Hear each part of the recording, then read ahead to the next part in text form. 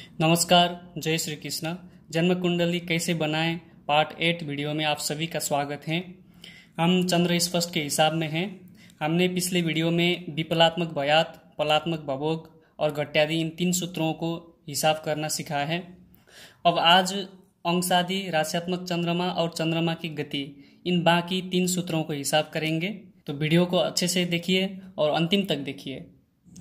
अब आप सूत्र में देखिए, घट्यादि के बाद अब हमको निकालना है अंशादि। अंशादि का सूत्र है 60 गुणा गत नक्षत्र संख्या प्लस घट्यादि गुणा 2 और भागा 9। लिखिए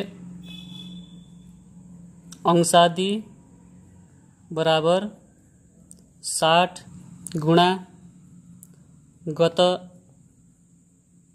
नक्षत्र संख्या प्लस घट्यादि, टोटल को फिर 2 से गुणा करना है, भागा 9। 60 से गत नक्षत्र संख्या को गुणा करना है। हमारा गत नक्षत्र संख्या था, यहाँ पर देखिए जन्म नक्षत्र हमने पूर्व फाल्गुनी नक्षत्र में हमने जन्म नक्षत्र निकाला था। तो गत नक्षत्र मतलब होता है जो नक्षत्र में जन्म हुआ था उससे पिछला वाला नक्षत्र, मघा नक्षत्र गत नक्षत्र हो गया, बीता हुआ नक्षत्र। तो इसका संख्या लेना है। गत नक्षत्र की संख्या बोला है ना, तो संख्या मतलब जैसे अश्विनी 1 नंबर में आ गया, भरणी 2 नंबर में, कृतिका 3 नंबर में, इस तरीके से आप काउंट कीजिए। मेरा नक्षत्र वाला हिसाब भी आपको मिलेगा, आपको शुरू से हिसाब देखना है और उस नक्षत्र वाला हिसाब में आप काउंट कीजिए, या फिर पंचांग में भी आप देख सकते हैं। तो मघा नक्षत्र आएगा 10 नंबर में, 10 नंबर में। तो इसी 10 नंबर का संख्या यहाँ पर लिखना है।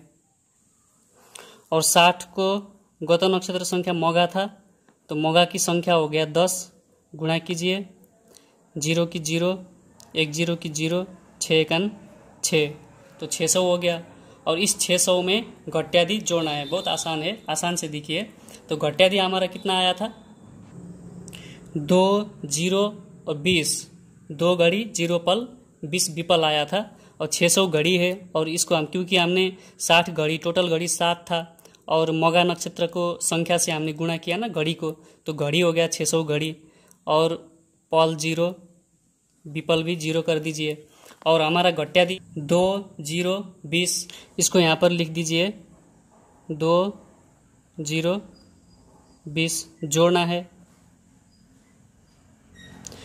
20 में 0 जोड़ेंगे 20 ही हो जाएगा, 0 को 0, 2 में 0 जोड़ेंगे 2, 0 को 0, 6, 602 0 और 20 हो गया। और इन टोटल को क्या करना है, फिर 2 से गुणा करना है। अब ये सब संख्या को 2 से गुणा करना है। 2 0 को 0, 2 दूना 4, अब 0 को गुणा करेंगे 0 ही हो जाएगा 2 से, 2 दूना 4, 2 0 को 0, 6 दूनी 12, 1204 0 40। यहाँ तक बहुत आसान है। अब आगे, अब इन टोटल संख्या को 9 से फिर क्या करना है, भाग देना है। आराम से कीजिए हिसाब।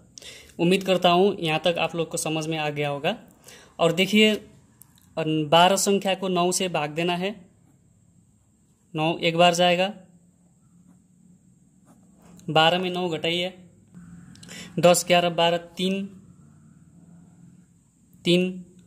अब 3 को फिर 9 से भाग नहीं जाएगा जैसे हमने पहले किया था। अब फिर उसी तरीके से 0 संख्या बचा है, एक एक संख्या करके नीचे ले आना है।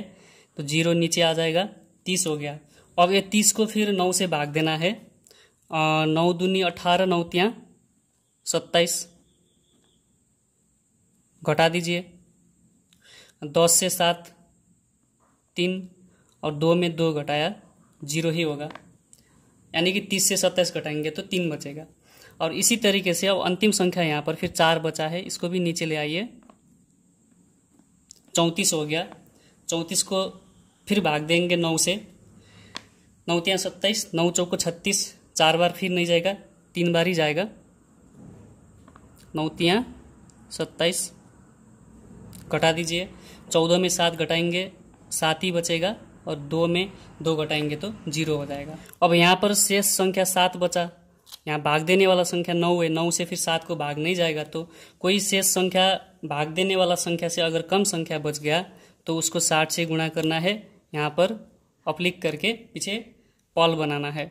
तो 60 से गुणा कीजिए, 0 से 7 को गुणा करेंगे 0 ही हो जाएगा, और 6 7 42, 420 हुआ। 420 को अब फिर 9 से भाग देना है। सबसे पहले 42 को भाग देना है, 9 पंजे 45, 5 से ज़्यादा हो जाएगा, 9 चौको 36। अब 12 में 6 घटाएंगे, 2 से 6 नहीं घटेगा, 1 आएगा, 12 में 6 घटाएंगे तो 6 होगा, 3 में 3, यहाँ पर 3 बचा और 3 में 3 घटाएंगे तो 0 हो जाएगा। 0 को लिखने का ज़रूरत नहीं है। अब पीछे का संख्या फिर यहाँ पर 0 बचा है, क्योंकि 6 को भाग 9 से नहीं जाएगा तो ऊपर का बचा हुआ संख्या नीचे ले आना है। 60 हो गया, और ये 60 संख्या को फिर 9 से भाग देना है, 9 7 63, तो 63 ज़्यादा हो जाएगा, इसलिए 9 6 का 54 करना है। घटा दीजिए, और 10 से 4 घटाएंगे 6 बचेगा, और 5 से 5 घटाएंगे 0 ही हो जाएगा। अब जो ये 6 संख्या बचेगा, 6 को फिर 9 से भाग नहीं जाएगा तो फिर 60 से गुणा करना है और यहाँ पर 40 में जोड़ देना है, क्योंकि इससे पहले जब हमने यहाँ पर 60 से गुणा किए थे 7 को, जो शेष संख्या 7 बचा था, तो 420 हुआ। 420 को हमने यहाँ पर 0 में नहीं जोड़े, क्योंकि 0 में 420 जोड़ेंगे तो ये 420 ही हो जाएगा। जब हमने यहाँ ऑब्लिक करके पीछे घड़ी के बाद पॉल बना रहे हैं तो यहाँ जो संख्या बचेगा उसमें जोड़ना होगा, और यहाँ पर 420 हुआ, और इस 420 को यहाँ 0 में जोड़ेंगे तो 420 ही होता था, तो इसलिए यहाँ पर जोड़ने का ज़रूरत नहीं हुआ, हमने सीधा हिसाब किया। और फिर 60 से गुणा करने के बाद फिर यहाँ पर विपल, दूसरा ऑब्लिक जोड़ेगा, विपल हो जाएगा। तो ये विपल संख्या यहाँ 40 बचा है, तो यहाँ पर 40 में अब 60 से जो भाग गुणा करेंगे, 60 से 6 को जो गुणा करके आएगा संख्या, उसको फिर यहाँ पर 40 में जोड़ देना है। तो 0 के 0, 6 6 36, 360 हुआ, 360 यहाँ पर जोड़ दीजिए, 0 को 0, 6 4 10, आसिया 1, 3 1 4, 400 हुआ। समझ में आ गया ना आप लोगों को? जैसे कि यहाँ पर 3 स्टेप के संख्या है, घड़ी पल विपल, तो हमको भी यहाँ पर घड़ी पल विपल बनाना है। जब हम 60 से गुणा करेंगे तो अब्लिक दे के दूसरा घड़ी के बाद पल निकलेगा, तो 60 से जब गुणा करेंगे जो शेष संख्या था उसको गुणा करके जो संख्या आएगा उसको फिर यहाँ पर जोड़ना था, और यहाँ पर 0 संख्या था इसलिए हमने 420 को जोड़े नहीं, क्योंकि जोड़ेंगे तो 0 में 420 जोड़ेंगे तो 420 ही हो जाएगा। तो उसके बाद हमने सीधा हिसाब किए, और यहाँ पर जो फिर 6 संख्या शेष बचा तो उसको 60 से गुणा करके 360 जो आया था फिर हमने 40 में जोड़ दिया, और अप्लिक करके अब फिर यहाँ पर भागफल लिखेंगे। 400 हुआ, 400 में 40 को फिर भाग देंगे 9 से, 9 पंजे 45, 9 चौको 36, 4 बार जाएगा, 9 चौको 36, और 10 में 6 घटाएंगे 4 बचेगा, 3 में 3 घटाएंगे 0 ही हो जाएगा, और 0 संख्या यहाँ पर बचा नीचे आ जाएगा, 9 चौको फिर 36, 40 में 36 घटाएंगे 4 ही बचेगा। और हमारा यहाँ 3 स्टेप का हिसाब आ गया। अंशादी बराबर 133, 46, 44। हम यहाँ पर अंशादी निकाल रहे हैं, तो अब यहाँ पर क्या होगा, ये अंश होगा, ये कला, ये विकला। अंशादी हमारा टोटल 133, 46, 44 हुआ। उसके बाद अब हम निकालेंगे राशियात्मक चंद्रमा। चंद्रमा किस राशि में रहेगा? राशियात्मक चंद्रमा का सूत्र था, राशियात्मक चंद्रमा बराबर अंश को 30 से भाग देना है। अंशादी पहले लिखिए, अंशादी हमारा निकला था 133, 46, 44। अंश है, एक कला, एक विकला, और हमको बस अंश को 30 से भाग देना है। अंश टोटल 133 है, 133 को 30 से भाग देना है, बहुत आसान है, एक ही स्टेप में ये खत्म हो जाएगा। 30 चौको 4 तिया 12, 120, 30 पंजे 5 तिया 15, 150, तो 4 बार जाएगा, तो 30 चौको 4 तिया 12, 120, 3 में 0 घटाएंगे 3 ही होगा, 3 में 2 घटाएंगे 1, 1 में 1 घटाएंगे 0 होगा। 133 को 30 से भाग करेंगे तो भागफल 4 और शेष संख्या 13 होगा। और ये 4 जो है ये राशि रहेगा, 13 जो है ये अंश रहेगा। 30 अंश बराबर 1 राशि, इसलिए यहाँ पर 4 राशि और 13 अंश छुपा था इस 133 संख्या में। और कला यही है 46, 44 विकला यही रहेगा। और लिखिए यहाँ पर चंद्रस्पर्श बराबर 4 राशि 13 अंश 46 कला और ऊपर 44 विकला अंश। विकला को इस तरीके से साइन, कला को इस तरीके से, अंश को इस तरीके से साइन दिया जाता है। अंश और डिग्री एक ही बात है। तो इस तरीके से चंद्रमा उस दिन, यानी कि जिस दिन बच्चा का जन्म हुआ था 9 जून 2019 शाम को 4:25 पर चंद्रमा 4 राशि यानी कि कर्कट राशि पार करके 13 अंश 46 कला 44 विकला आगे वाला राशि में चला गया था। इसका मतलब कर्कट राशि के बाद अब यहाँ पर सिंह राशि।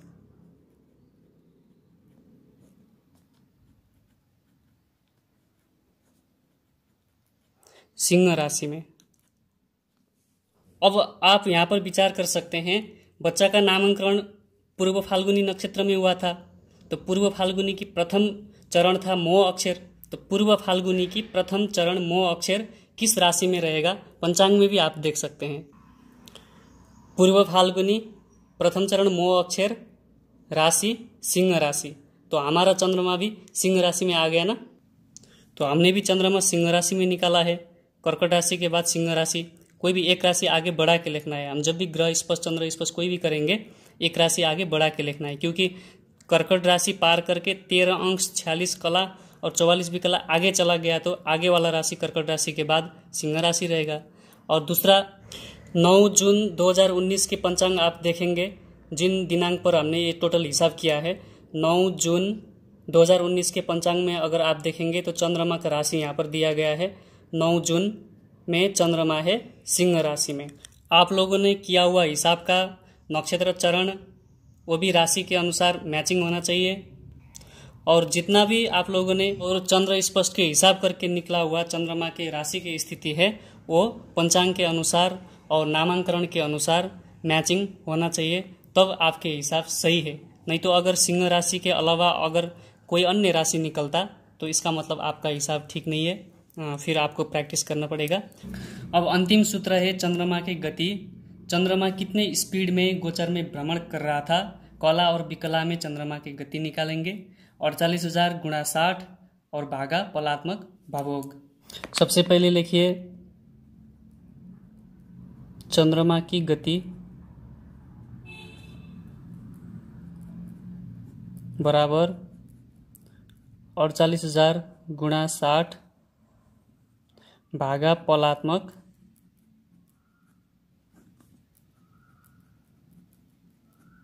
भवोग। अब गुणा कीजिए, 0 से सारे संख्या को गुणा करेंगे 0 ही हो जाएगा। और 6 से 0 को गुणा करेंगे 0, फिर 6 से 0 को गुणा करेंगे 0, 6 से 0 को गुणा 0, 6 से 8 को 6 8 48, 8 हासिया है 4, 6 चौको 24 और 4 28। इस तरीके से गुणा करना है।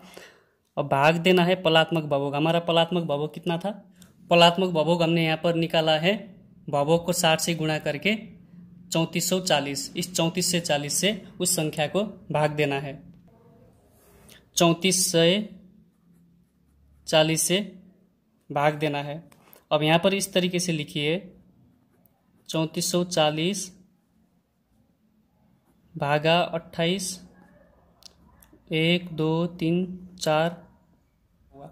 अब देखिए यहाँ पर 3440 है, यहाँ 2880 है, तो ये 4 संख्या कम हो जाएगा, 3440 ज़्यादा है, तो हमको अब 5 संख्या लेना है, यहाँ तक लेना है। ये 28,800 को भाग देना है। तो कैलकुलेटर में आप चेक कीजिए कितने बार भाग जाएगा 3440 से 28,800 को। और हमारा भाग करने वाला संख्या था 3440 और जो भाग कर रहे थे संख्या वो था 28,800। और देखिए पहले 3440 हमारा भाग करने वाला संख्या था, तो इससे पहले गुणा करके चेक कीजिए। जैसे कि 2 बार गुणा करेंगे तो कितने संख्या आ जाएगा, 6880 हमारा था 28,800, ये तो बहुत कम हो गया। 28,800 हमारा संख्या था, ये 6,880 हुआ। एक बार 5 से चेक करेंगे तो 17,200 हुआ, हमारा था 28,800। तो फिर एक बार 6 से चेक करेंगे 20,640 हुआ। 7 से करेंगे 24,080 हुआ। फिर 8 से करेंगे 27,520 हुआ। फिर 9 से चेक करेंगे 30,960 हुआ। 9 से तो ज़्यादा ही हो जाएगा क्योंकि हमारा 28,800 संख्या था, तो 8 से अब भाग जाएगा। 3440 से 8 बार भाग गया तो 27,520 हुआ। लिखिए 27,520। अब घटा देना है, जीरो को जीरो घटा देंगे, जीरो ही हो जाएगा। और यहाँ पर जीरो से 2 नहीं घटेगा, इधर से 1 आया, 10 से 2 घटा देंगे, 8 हुआ। और यहाँ पर 7 बचा, 7 से 5 घटाइए, 2 हुआ। और 8 से 7 घटाइए, 1 हुआ। 2 से 2 घटा देंगे, जीरो ही हो जाएगा। अब यहाँ पर 1280 हुआ 3440 है। अब 1280 को 3440 से भाग नहीं जाएगा, तो हमने यहाँ तक किए थे, तो अब यहाँ पर 2 संख्या पीछे बचे हैं।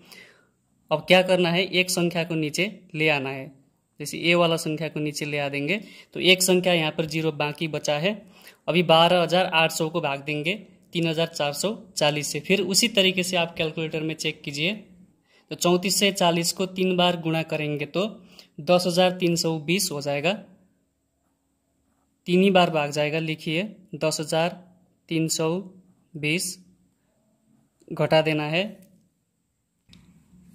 क्योंकि 3440 गुणा 4 करेंगे तो 13,760 हो जाएगा।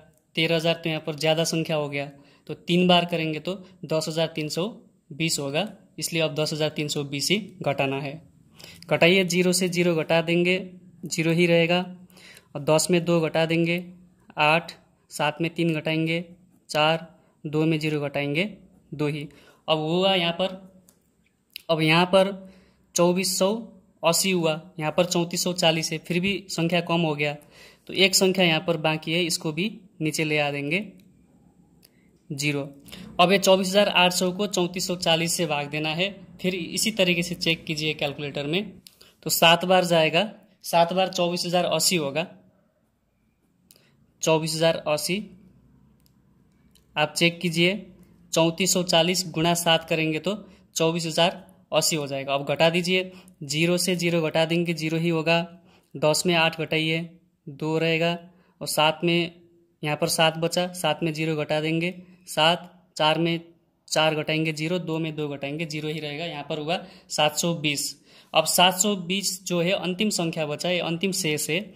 अब इसको 3440 से भाग नहीं जाएगा, तो फिर 60 से गुणा देना है, 7 से गुणा करना है। जब हम 60 से गुणा करेंगे तो यहाँ पर अब लिख देना है, क्योंकि अब एक कॉला, ये हम जो गति निकाल रहे हैं, गति कॉला और विकला में निकलेगा, तो कॉला के बाद अब फिर विकला बनाएंगे। जब भी हम 60 से गुणा करेंगे तो यहाँ पर अब लिख दे के विकला इत्यादि बनाना है, क्योंकि टोटल कॉला, टोटल घड़ी 60 ही होता है। अब गुणा कीजिए, 0 से 0 को गुणा करेंगे, 0 ही होगा। 6 से 0 को गुणा करेंगे, 0 ही हो जाएगा। 6 दूनी 12 को 2 हासिया आए 1, और 6 साता 42 और 1 43, 43,200 हुआ। और यहाँ पर 3440 संख्या है, यहाँ पर 4320 है, तो सबसे पहले तो एक बार भाग जाएगा। 3440 को एक बार अगर भाग देंगे तो 3440 ही होगा। टोटल हुआ 880। अब एक संख्या ऊपर बचा है, इसको भी नीचे ले आ देंगे, 8,800 हुआ। अब 2 बार फिर भाग जाएगा, तो 3440 से 2 बार भाग जाएगा, 6,880, 6,880। अब घटा दीजिए, यहाँ पर 2 स्टेप ही भाग देना है। तो हमारा अब चंद्रमा की गति कितना हुआ, लिखिए। चंद्रमा की गति बराबर 837, 837 12, 837 कला 12 विकला। इतना ही आंसर है। हमने सबसे पहले सूत्र लिखते वक्त लिखे थे ना, यहाँ पर नोट करके, चंद्रमा की गति 600 से 1000 तक होना चाहिए। तो हमने भी 837 कला निकाला है। तो 600 और 1000 के बीच में जो संख्या आएगा वो सही संख्या रहेगा। तो चंद्रमा की गति भी 837 कला 12 विकला निकला है। तो ये था पूरा चंद्र स्पष्ट के हिसाब। तो आप लोग को कैसा लगा? प्रैक्टिस कीजिए। हिसाब थोड़ा सा लंबा तो है, पर प्रैक्टिस करने पर ये आसान भी है। प्रैक्टिस कीजिए और आप कमेंट भी कर सकते हैं। तो ठीक है, अब ये चंद्र स्पष्ट के बाद अब हम ग्रह स्पष्ट करेंगे। ग्रह स्पष्ट में इतना लंबा हिसाब नहीं होगा, ग्रह स्पष्ट बहुत आसान है। चंद्रमा स्पष्ट का विधि ही थोड़ा लंबा टाइप का विधि है ये वाला, और बाकी आगे जितने भी ग्रह स्पष्ट करेंगे वो आसान विधि से करेंगे। फिर उसके बाद लग्न स्पष्ट करेंगे, लग्न बनाएंगे तो एक कुंडली निर्माण होगा। तो फिर सारे जो हमने ग्रह स्पष्ट करके रखे हैं उनको फिर कुंडली में भर देंगे। बाकी सप्तवर्गी कुंडली भरना है। उसके बाद महादशा और अंतरदशा निकालेंगे। तो फिर 2-4 वीडियो के बाद फिर आपको पूरा सप्तवर्गी कुंडली भरना आ जाएगा। तो ठीक है, आप प्रैक्टिस करते रहिए। मिलेंगे फिर दूसरा वीडियो में। जय श्री कृष्ण, जय श्री राधे।